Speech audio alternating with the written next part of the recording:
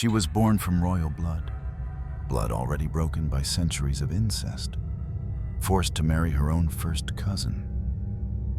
And when smallpox ate through her flesh, not even her children were allowed to say goodbye. She was born into a house of mirrors, where faces repeated, names echoed, and bloodlines folded in on themselves. Maria Josepha of Austria opened her eyes in 1699 into a world of luxury stitched together with decay. Her father was Emperor Joseph I, a man draped in gold and crowned by God. Her mother, Wilhelmine Amalia of Brunswick-Lüneburg, was pious, quiet, and barely seen outside court protocol.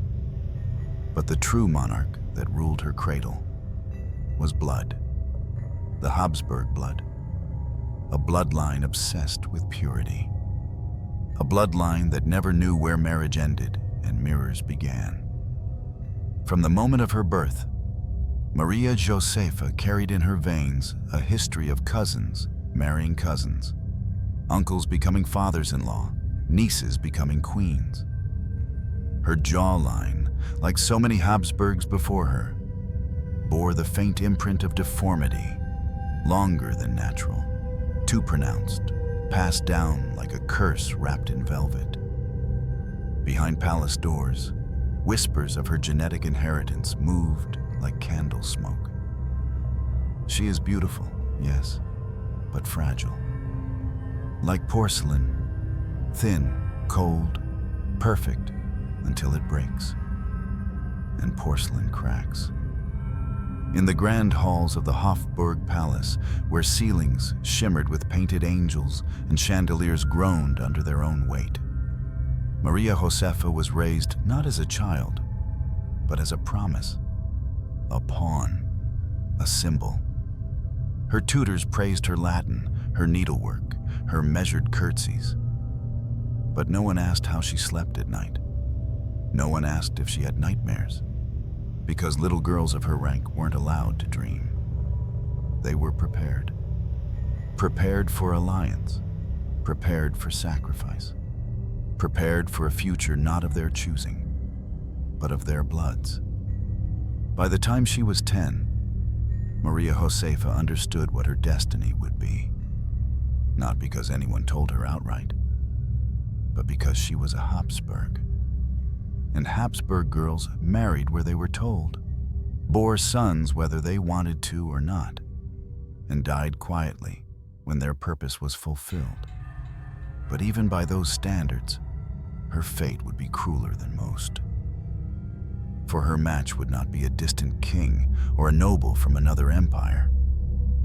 Her husband would be her first cousin, Friedrich Augustus of Saxony, a man born of a different house, but not different enough. The logic, of course, was political. The Wettins of Saxony needed Habsburg legitimacy. The Habsburgs needed a Protestant-turned-Catholic ally. The union would be perfect on paper and poisonous in blood. By age 12, Maria Josepha was already being discussed in diplomatic letters. "The girl is of fine breeding," one ambassador wrote, "and marriageable within the decade." As if she were a vineyard. As if she were a harvest. Her body, unformed, still childlike, was already being priced. And deep within her bones, centuries of bad genetics stirred. Immune disorders, neurological fragility, fertility issues, the whispered inheritance of a family that had collapsed its own future in its obsession with preserving the past. But none of that mattered to the men with pens. What mattered was that she was fertile enough to sign a treaty with her womb. Her mother, Wilhelmine Amalia, reportedly tried to delay the match. But she was a widow by then, and powerless at court. The emperor had died. The gears of dynastic machinery kept turning. Maria Josepha's letters, if they ever existed, were lost. But her silence remains. not the quiet of peace, the quiet of obedience, the quiet of fear dressed in pearls. She was shipped to Saxony with a dowry, a trunk of relics, and a prayer. And in 1719, at the age of 20, she married her cousin, Friedrich Augustus. He was tall, broad, and distant. She was slender, pale, and devout. A wedding portrait shows them standing beside each other, but not touching. His hand limp at his side, her eyes cast slightly downward. The court smiled. The treaties were signed. But something had already gone wrong, because in that union, the past had folded back on itself again. Habsburg blood met Habsburg blood, and from it came 15 children. Some would die in infancy, some would go mad, and one day she would die in a locked room, covered in sores, and no one would come. But that day was still far off. For now, Maria Josepha of Austria was a bride. A bride with shaking hands, a tight-laced bodice, and a name that meant alliance. No one warned her what her blood was carrying. No one stopped the ceremony. Because in empires built on incest, love is irrelevant, and obedience is everything. The day she married her cousin, the skies over Dresden were clear. Bells rang, crowds gathered. Tapestries lined the palace walls like layers of scripted celebration. But Maria Josepha felt cold. Not from fear, not even from sorrow, but from detachment, an emptiness carved by months of preparation, by prayers she no longer felt, and by the knowledge that this day was not hers. It belonged to the treaty, to the throne, to the men who had traced her family tree and drawn a straight line from her cradle to this altar. She met Friedrich Augustus just days before the wedding. He was 23, tall and proud, trained in war and diplomacy, but raised without affection. His eyes did not linger on her face. His voice was courteous, but never curious. When they spoke, it was through translators, chaperones, and expectation. She curtsied. He nodded, and that was all. Their first private moment, if it could be called that, came during the wedding rehearsal. In a side chapel lit by flickering candles, they stood beside each other in silence. At one point, she turned to him, lips parting as if to speak. He looked past her, then walked away. The wedding ceremony itself was opulent. Gold-trimmed vestments, a dozen bishops, a choir whose voices soared high above her head like birds she could never reach. She wore a white satin gown imported from Vienna. He wore armor beneath his robes. Their hands met only once as the priest joined them. His palm was dry and still. Hers trembled. In the weeks leading up to the wedding, Maria Josepha had fasted, confessed, and written pages of scripture by hand. She begged God not for joy, but for the strength to be useful, to be obedient, to survive. The ceremony was long. The words in Latin blurred together. She answered when prompted. "I do," she whispered. But it was not a vow. It was a surrender. After the ceremony, 1,000 candles lit the banquet hall. Toasts were made. The Polish ambassador declared the union a triumph of Christian unity. Musicians played cheerful minuets as nobles danced and drank. Maria Josepha sat at the edge of it all, her mouth aching from forced smiles, her stomach turning with each toast to fertility. 15 sons, God willing, someone shouted.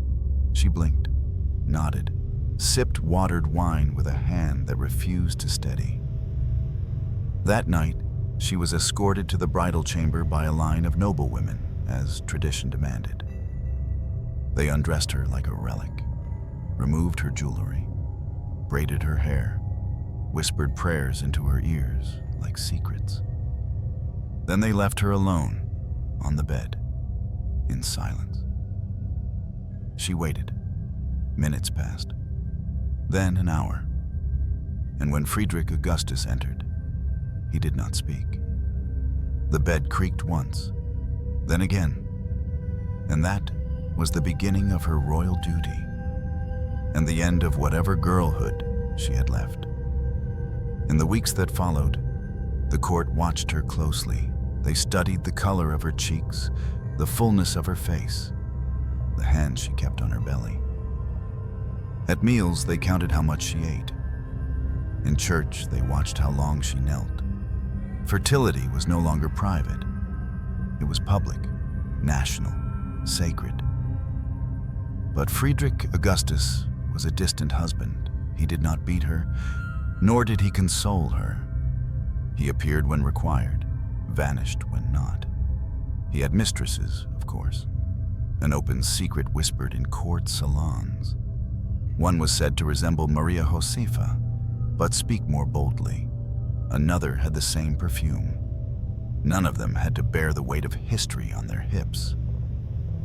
Maria Josepha, meanwhile, began to feel the pressure inside her chest, not of love, but of performance. She kept detailed records of her cycles.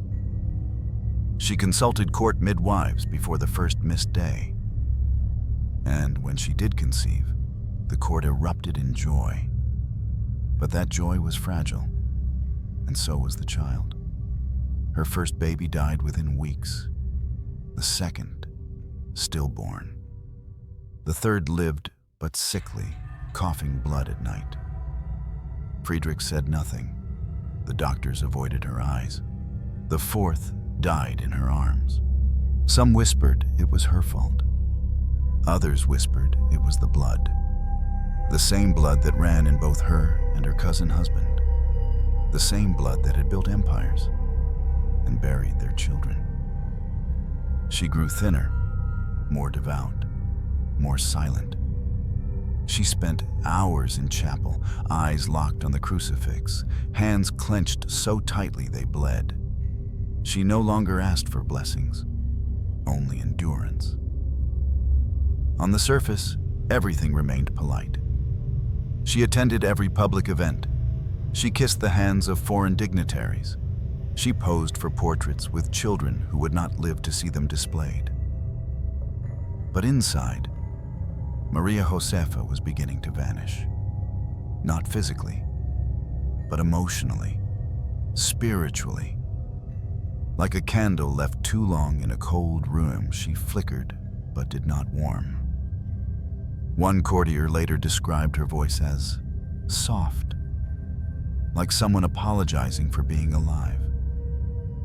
And yet, she remained loyal to her husband, to her duties, to the bloodline that was killing her, because she had been trained for this, because she knew her suffering had no exit, because she was a Habsburg, and Habsburg women were raised to obey, not to escape. The Residenzschloss in Dresden was a marvel of Baroque architecture. Its staircases curved like ribbons. Its walls were lined with portraits, each face a witness to centuries of power. Candles burned day and night in crystal chandeliers, and velvet curtains muffled even the footsteps of the nobility. But for Maria Josepha, it was never a palace. It was an echo chamber, and the echoes were always hers. In the weeks after her wedding, she moved into the eastern wing of the palace. 3 rooms overlooking the Elbe River, their windows thick with frost even in spring. The furniture was French. The tapestries were from Flanders. Everything smelled of beeswax, lavender, and silence. She had attendants, servants, a confessor, a private chapel. But no one spoke freely. When she asked questions, they bowed. When she tried to laugh, they looked away. When she cried, they didn't dare to notice. Friedrich Augustus slept elsewhere.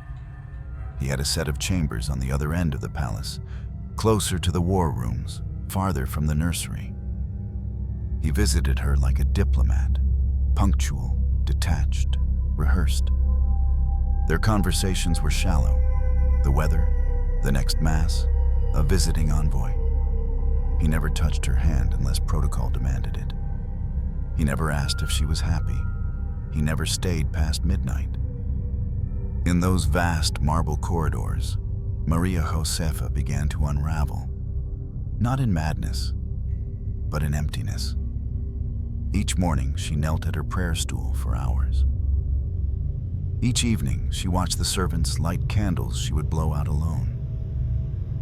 She kept her letters. She embroidered initials into cloths no one would use.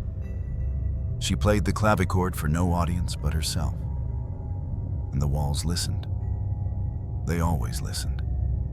There were moments, brief, flickering, when warmth tried to seep through. A nursemaid once placed a sleeping child in her arms, whispering, "He's calm with you." A lady-in-waiting dared to say, "You should paint. You have the hands of a painter." A priest confessed to her, "You pray harder than anyone I know."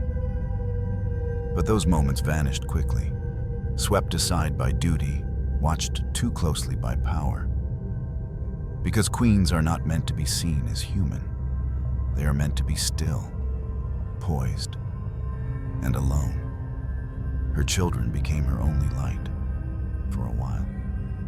She gave birth nearly every year, one after another, small wrinkled bodies placed in her arms before they could open their eyes. Some lived, some didn't.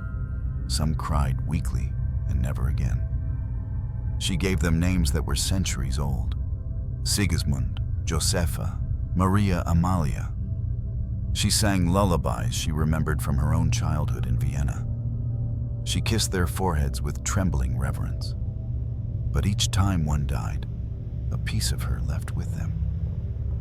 And those who survived? They were raised by tutors, groomed for rule, taught to kneel to their father and bow to their portraits.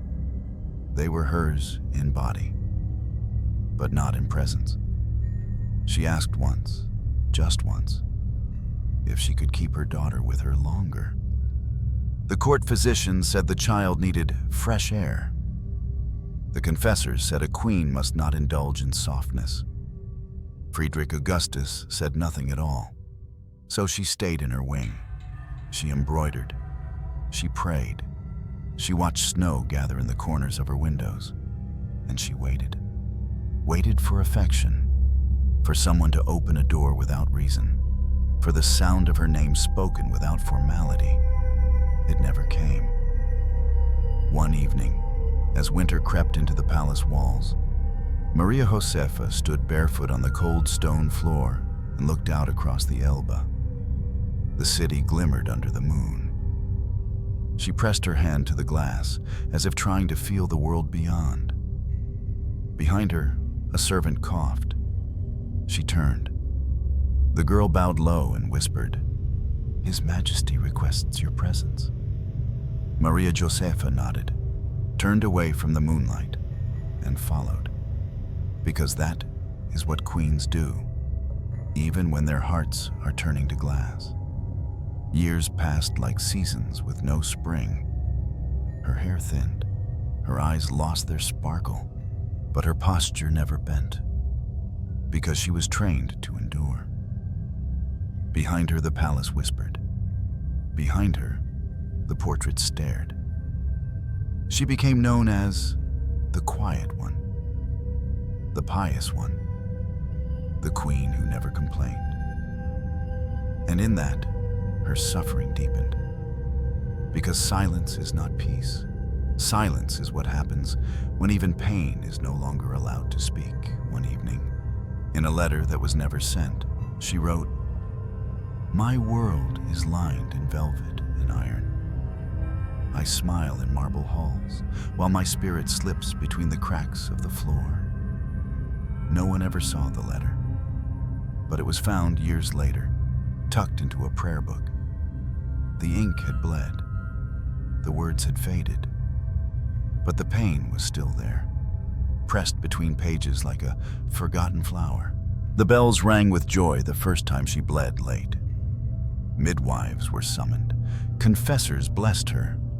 Servants laid out white linen for the day of birth, months away. Maria Josepha sat silently through it all, one hand resting over her womb, the other curled into prayer.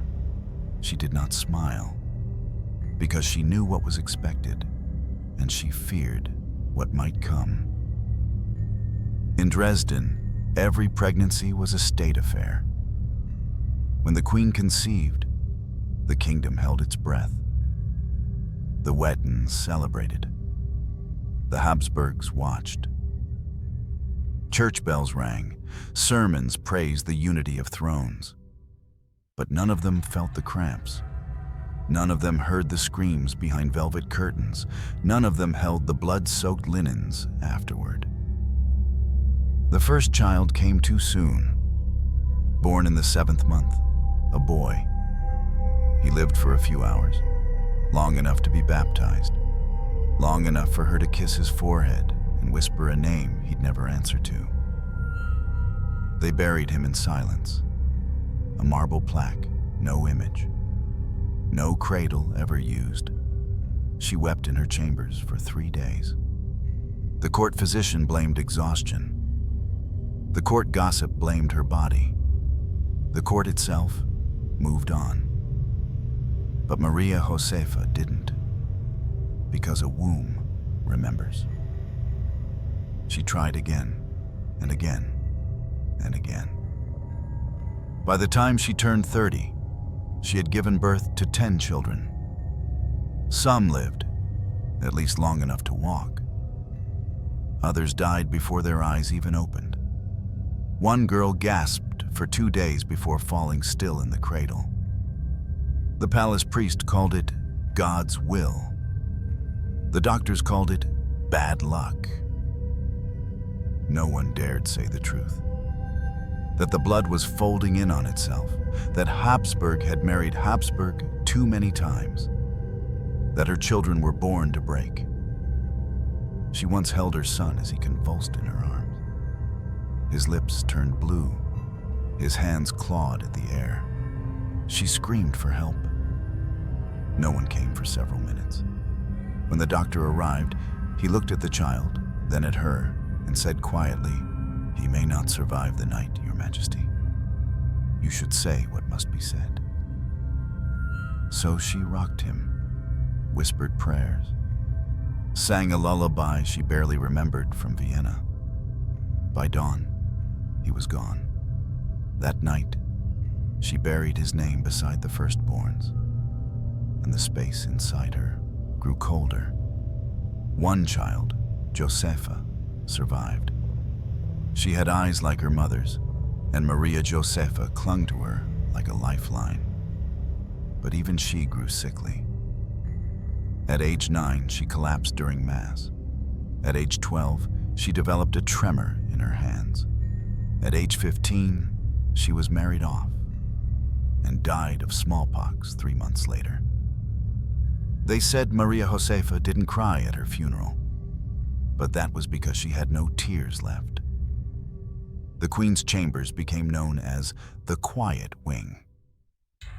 There was no laughter, no toys on the floor, only portraits of children who had died. Tiny faces in oil and canvas, fixed smiles, frozen time. Friedrich Augustus continued his duties, hunting, governing, holding council. He fathered more children, some not with Maria Josepha. No one said it aloud. They didn't need to, because in court, loyalty was public, infidelity was private, and queens were expected to bear both. Maria Josepha grew weaker with every birth. She bled longer, fainted more often. Doctors whispered about wasting illness. Some blamed the cold palace floors, others muttered about nerves. But no one mentioned what she suspected.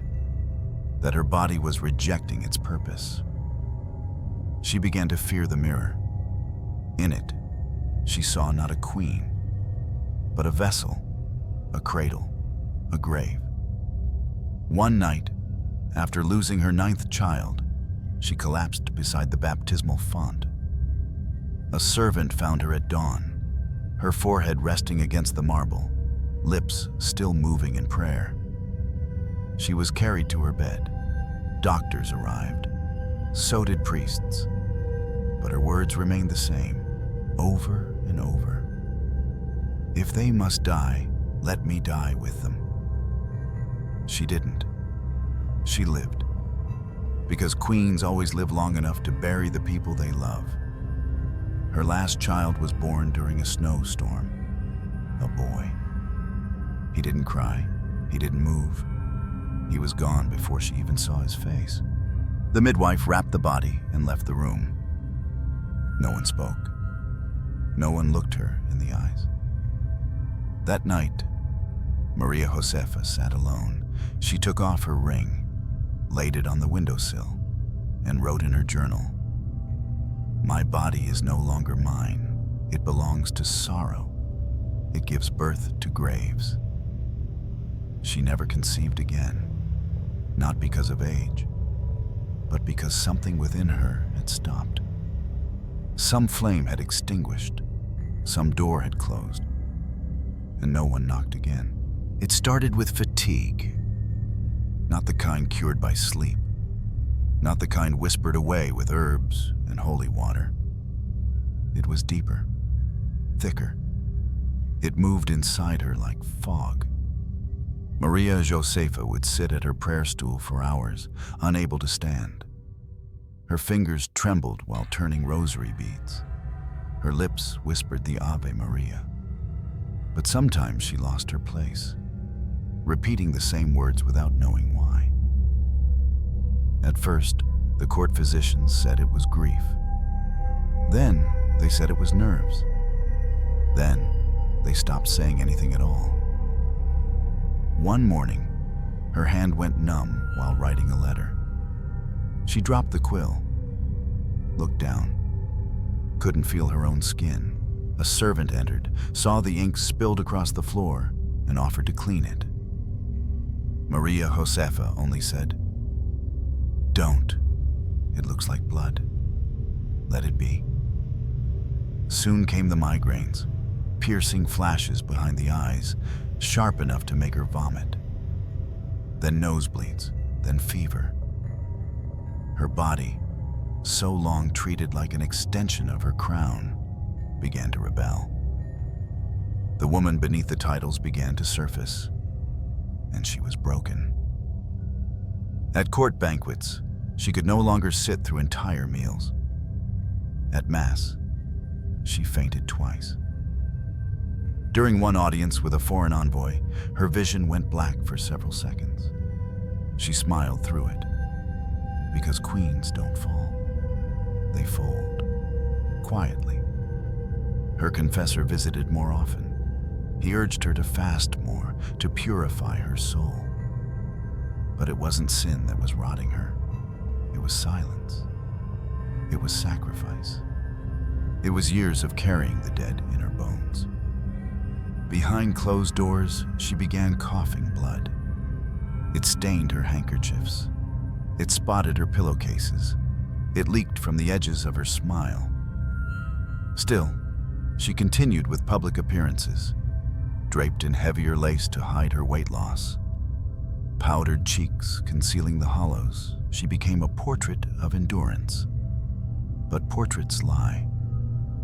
One afternoon, during a religious procession, she collapsed on the steps of the cathedral. The crowd gasped. Soldiers stepped forward. The archbishop froze mid-blessing. Maria Josepha was carried back to the palace. A doctor placed a hand over her chest, felt the erratic beat, and said only, "She must rest. The queen must no longer carry weight." But what weight could be removed? She was made of it. In the weeks that followed, her world shrank No more banquets, no more council audiences, no more long walks in the garden. She stayed in her bedchamber, curtains drawn against the light, books piled beside her, rosaries tangled in her sheets. She stopped eating much, stopped reading, stopped speaking. At night she woke drenched in sweat, eyes wide, arms reaching for children who were no longer there. Friedrich Augustus visited once. He stood at the doorway, said something about God's will, then turned away before she could reply. She stared at the empty space where he'd stood, then turned to the window, whispering, "Even shadows stay longer than you." The servants grew quiet around her. The physicians came and went like ghosts. She was no longer the queen in power. She was the queen in decline. And no one knew how to grieve her, because she hadn't died yet. Her hair began to fall out, her skin bruised from the lightest touch. The taste of iron never left her mouth. One maid, too young to know the rules of silence, accidentally let her tears fall while washing the queen's arms. Maria Josepha touched her hand and said, "Don't cry for me, child. I have cried enough for both of us." But in truth, she could no longer cry. Something inside had shut down. A dam that once held grief now held nothing. No pain, no hope, just stillness. One night she asked the palace chaplain a question. "If a queen dies in silence, does the kingdom feel it?" He didn't answer. He only looked away. Then came the fevers. Days blurred together. The physicians grew more concerned. They spoke in Latin when she was near. Morbus exsanguinans. Debilitatis reginae. Perhaps contagion? The rumors spread before her diagnosis did. Some said she had caught a wasting illness. Others whispered about tuberculosis. A few, the cruelest, said it was hysteria. No one mentioned the truth, that her body was crumbling under years of expectation, that grief can rot flesh, that loneliness can kill. She stopped keeping a journal. She stopped remembering what month it was. The world outside the palace windows became a painting. Still, silent, unreachable. In one of her last entries, barely legible, she wrote, "I used to carry life inside me. Now, I carry only silence." She was only 57, but she had the bones of someone much older, the breath of someone almost gone, the hands of someone who had let go long before her death. The sickness arrived quietly, hidden in the breath of a servant. It was the summer of 1757. Dresden baked beneath the weight of heat and unrest. War loomed in the distance. Soldiers marched. But inside the palace, something smaller, more ancient, and far deadlier had slipped through the door. Smallpox. It had killed emperors. It had scarred queens. It had burned its mark into history with every pustule and fevered scream. And now, it had found her. At first, no one believed it. The queen had always been frail, they said. She had always had her fevers, her bouts of weakness. Perhaps it was just exhaustion. Perhaps her lungs were failing again. But then came the rash. Red spots across her chest, then her arms, then her face. The physician went pale. He backed away from her bed without bowing. And within the hour, she was locked in. The order came swiftly. Isolation. No attendants without gloves. No family allowed. No priest to give comfort. No children near. Friedrich Augustus did not protest. He simply signed the document and did not visit again. The room changed overnight. Tapestries were stripped, furniture burned. The crucifix above her bed was covered with cloth. What remained was a bed, a basin, and a woman dissolving. Maria Josepha felt it immediately. Not just the sickness, but the absence. The silence was different now, heavier, crueler. It was no longer the silence of duty. It was the silence of abandonment. Her skin blistered. The pustules spread rapidly. Forehead, eyelids, lips, neck. She could no longer see clearly. Her eyes swelled nearly shut. Her tongue grew too large for her mouth. Her lips cracked and bled. Every movement felt like tearing parchment. And still, no one came. The doctors arrived once a day. They did not speak to her. They whispered to each other. Sometimes they wrote things down without looking at her face. She heard the word necrosis. She heard sepsis. She heard once simply, "It won't be long." They left her a bell to ring if she needed help. She rang it only once. No one came. She whispered prayers with a swollen tongue. The Our Father, the Hail Mary. She forgot the second half of the creed. Her fever climbed. She vomited. She soiled herself. And she wept. Not because of pain. She was far beyond pain now. But because she was dying, and no one wanted to see it. One night, in the haze of delirium, she believed she saw her daughter Josepha. The girl stood at the foot of the bed, eyes wide, fingers interlaced. She reached forward as if to touch her, then vanished into the candlelight. Maria Josepha tried to sit up. She choked on her own saliva, collapsed. The pustules had begun to blacken.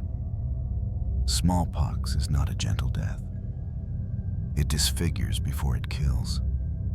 It strips identity. It leaves only a shell. By day 7, her face was unrecognizable. The blisters had merged, crusted, split open again.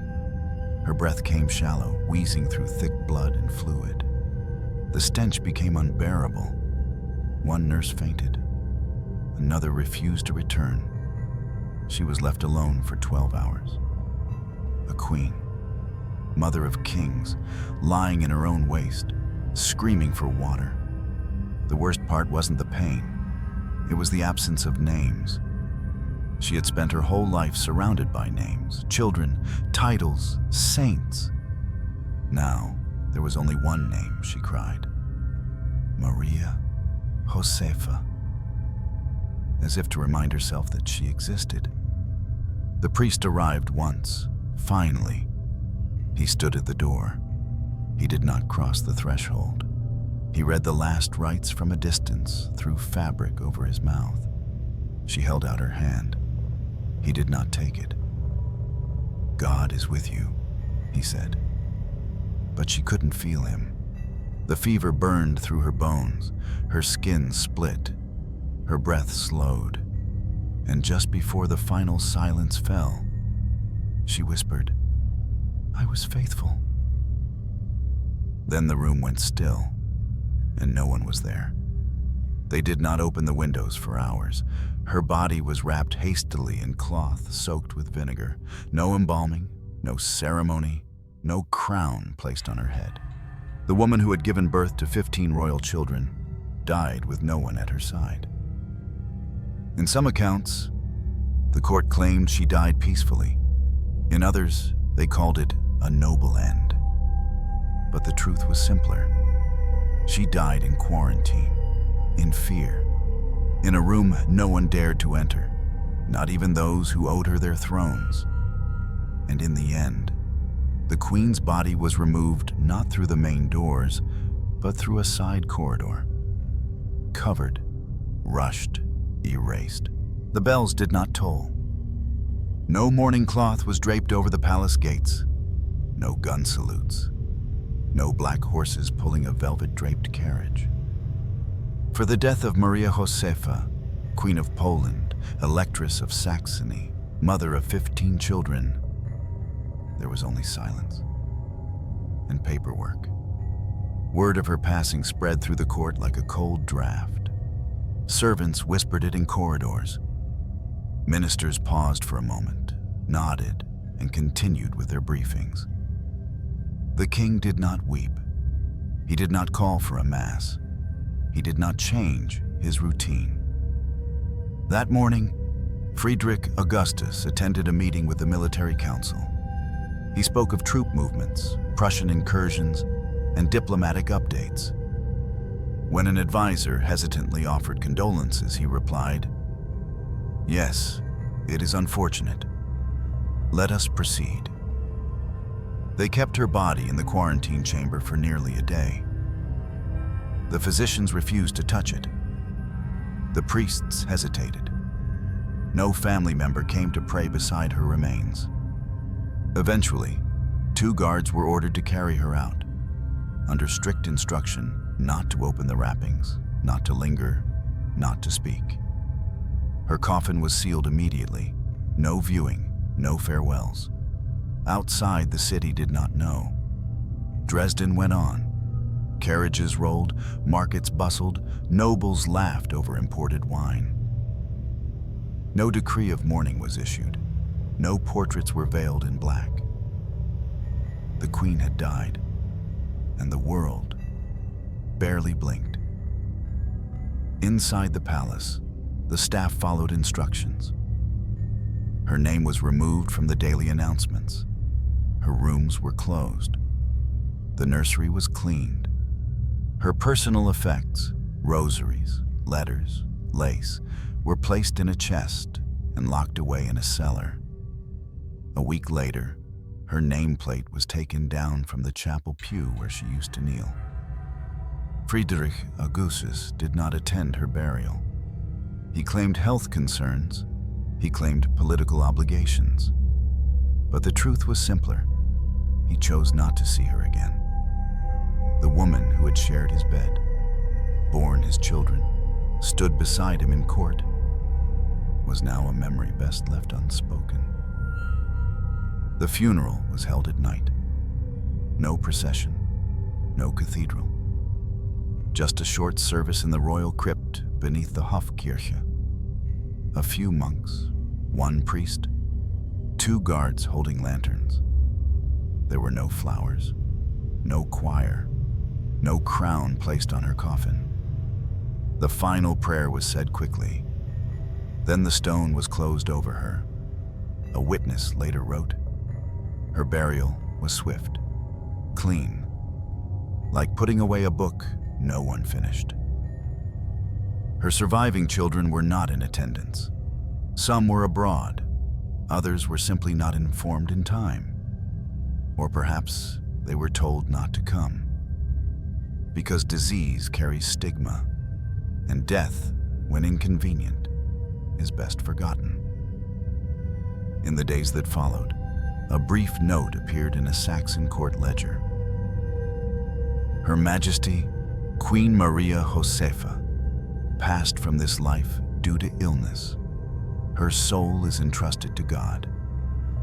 No mention of her children, no mention of her suffering, no mention of her 38 years in service to the Wettin and Habsburg crowns, just illness and God. She had given her entire life to the dynasty, body, womb, voice, identity. And in death, they gave her nothing. Her name was rarely spoken in court again. New portraits were commissioned. New alliances were formed. The king considered remarriage, though he never did. Some said he mourned in private, but nothing in public ever confirmed that he remembered her at all. Years later, a visiting ambassador asked about her. A minister answered, "Yes, she was queen once, a devout woman. She died quietly.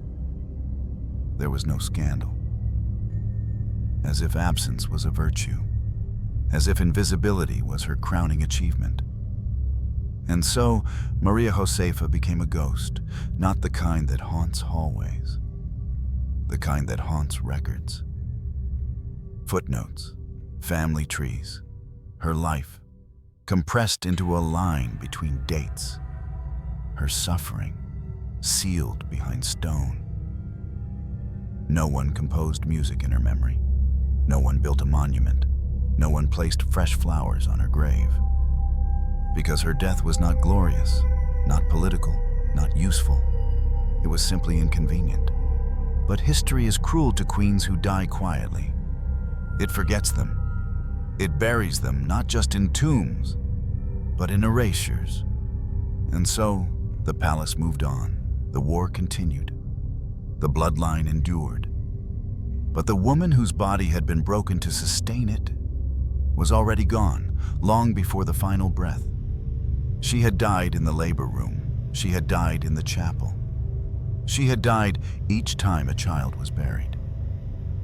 By the time smallpox came, there was barely anything left to kill. Some queens are remembered through oil and canvas.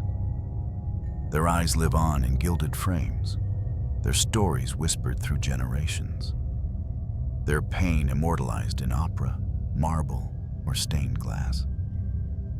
But Maria Josepha of Austria had none of that. No songs, no statues, no legends, only silence. In the palace gallery of Dresden, her portrait once hung, painted when she was still young, still hopeful, still untouched by disease or grief. It showed a woman of grace, tightly corseted, pale, holding a prayer book with fingers far too delicate for the life ahead. After her death, it was quietly removed. No ceremony, no explanation. The frame was stored in the basement. The canvas was never seen again. Some say it was destroyed for fear it might upset the king. Others claimed the image had become disturbing to visitors. What they truly meant was this: she no longer served the narrative. Her name, too, began to fade. In official correspondence, she was rarely mentioned. In histories of Saxony and Poland, she was reduced to footnotes. Her existence summed up in terms of marriage, offspring, and death by illness. Her thoughts, her suffering, her role as a queen, irrelevant, immaterial, inconvenient. This was not accident, it was strategy. Royal memory is curated like a gallery. Only the most useful paintings are displayed. Those who die gloriously are enshrined. Those who die quietly are folded shut like forgotten letters. Even her children, once grown, rarely spoke of her. Some were too young to remember her clearly. Some perhaps were told not to. Others remembered only fragments. A rosary beside her bed. A lullaby hummed once, in Latin. The way her hands trembled after prayer. But fragments do not make memory. They make absence. One daughter, Maria Anna, tried to commission a small chapel in her honor. The request was denied. Funds were not available. The king refused to speak on the matter. And so the idea died, like her mother. Unspoken, unattended, and alone. In Vienna, where she was born, her name vanished even faster. The Habsburg family had bigger stories to tell. More impressive alliances, more tragic martyrs, more glamorous queens. Maria Josepha did not fit. She did not rule. She did not resist. She did not make history. She was used by it. Even in church records, her legacy was thin. Her charitable donations were noted. Her mass attendance was praised, but her death was never preached as a lesson, never framed as a saintly sacrifice. Because her pain had no spectacle, only rot. And rot, when it touches royalty, must be quietly buried. Years passed. The palace changed hands. Wars came and went. And the name Maria Josepha became a line in genealogy, a page no one turned. A century later, a historian stumbled across a letter. It was unsigned, unfinished, found folded inside the back cover of a royal inventory, written in soft, shaky German, likely hers. I was obedient. I bore the pain. I did not ask to be remembered, but I ask only not to be erased. The ink had bled through the page. The paper had yellowed, but the words still breathed. And yet, she was erased. Deliberately, systematically, elegantly. Because her story could not be celebrated, and if it could not be celebrated, it could not be told.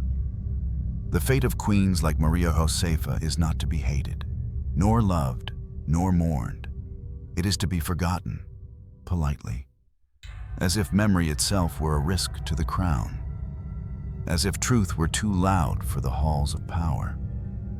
Even today, if you search for her, you will find a list of children, a date of birth, a date of death, a mention of smallpox, but nothing of her prayers, nothing of her dreams, nothing of the way she whispered names in the dark. There is no portrait of her face in her final days. No statue in Dresden Square. No tombstone with an epitaph that says, "She was faithful. She was forgotten." Because history loves its heroines tragic, but only if they die on stages, not in sickbeds.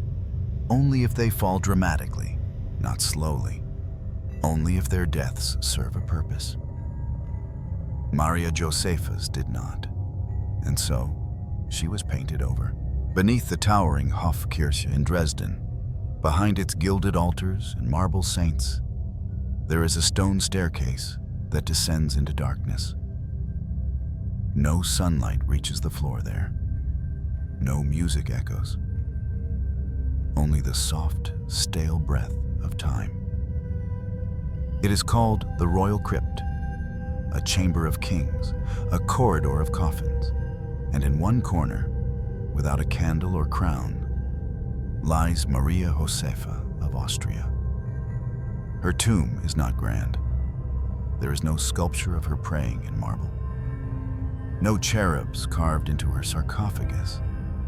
Just a slab of stone, plain, cold, silent. The inscription is minimal. Maria Josepha, Queen of Poland, Electress of Saxony, born 1699, died 1757. No epitaph, no tribute, no mention of the 15 children she bore or the pain she endured. Just dates, start to finish, as if nothing in between was worth remembering. Most visitors walk past without noticing her. Their eyes are drawn to her husband's tomb, larger, flanked by columns bearing a full coat of arms. They stop for kings, not for queens who died in isolation. They kneel for generals, not for mothers who outlived their own children. They light candles for martyrs, not for women who simply endured. The stone above her body is uneven. Dust gathers in its grooves. Mildew licks the corners. The air is damp, almost claustrophobic, like breathing through lace soaked in rain. No flowers, no offerings, only silence. And that silence has lasted centuries. The crypt is visited mostly by tourists now. They snap photos, read plaques, move on. Few notice the pattern carved faintly near her name. Two intertwined circles, not a symbol of union, a symbol of confinement, a cage shaped like a crown. Once, a historian tried to restore her name to memory.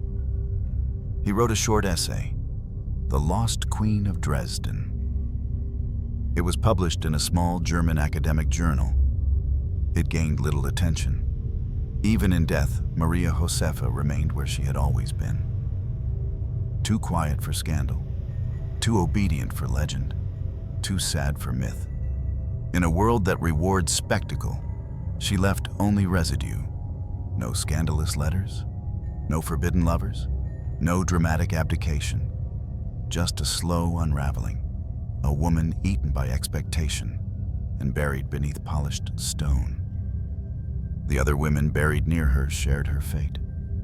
Queens, consorts, sisters, all reduced to markers of alliances long broken. They do not speak, they do not weep, they do not rise.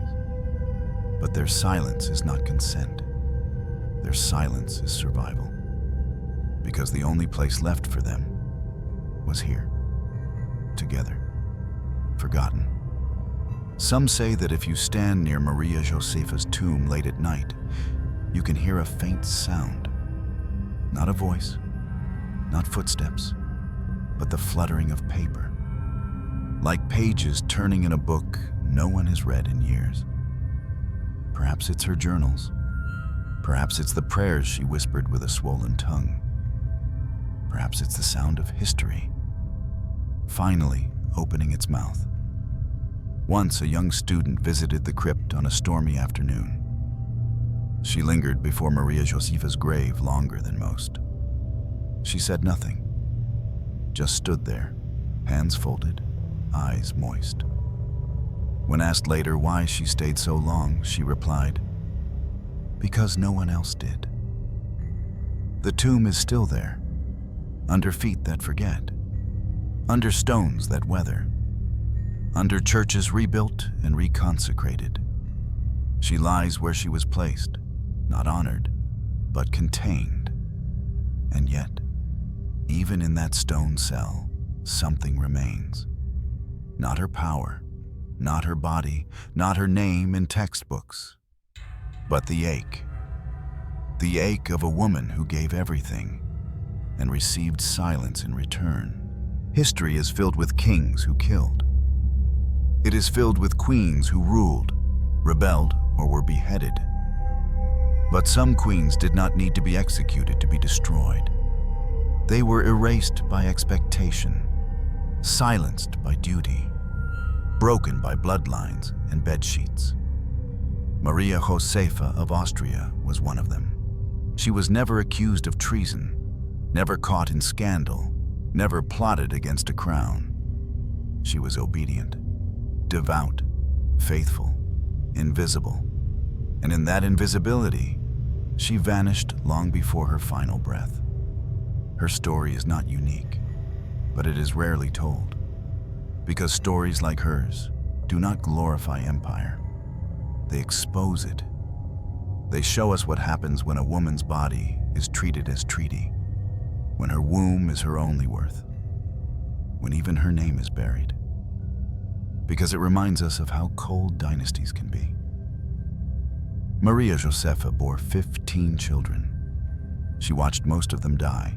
She died alone, her face unrecognizable, her body discarded as a source of contagion, her memory wiped clean from portraits and prayers, not because she was unimportant, but because she was too painful to remember. Power does not always scream. Sometimes it whispers, and sometimes it simply walks away, as it did from her deathbed. She was not the only one. There were others. Unnamed queens, sickly princesses, brides married to cousins for alliance, women whose bodies were torn open for heirs, whose deaths were labeled unremarkable, whose tombs bear only initials. They were the scaffolding of history, and history never thanks its scaffolding.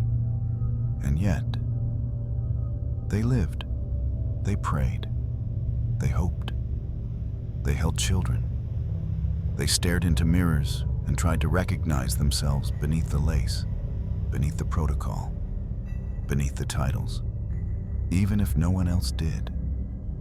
Today, Maria Josepha's story barely survives in academic footnotes, but the echo of her silence reaches farther than it seems. It lives in every woman who has been told her worth is in her body, In every girl raised to obey before she understands why. In every mother whose grief is minimized because it does not serve a narrative. And so, if we must remember her, let it not be as a queen, not as a consort, not even as a mother, but as a voice that was never allowed to speak. A candle snuffed out behind velvet. A body locked in a room, a name removed from the wall. Because forgetting is not neutral, it is an act of power. And remembering, truthfully, painfully, honestly, is resistance. I do not tell this story to condemn kings, nor to turn Maria Josepha into a martyr. I tell it because we must learn to hear what history refused to say. She didn't die from smallpox. She died from obedience, from silence, from a system that asked her to give everything and made sure no one thanked her for it. In the end, she was not a symbol. She was a person. And now, centuries later, we finally say her name aloud.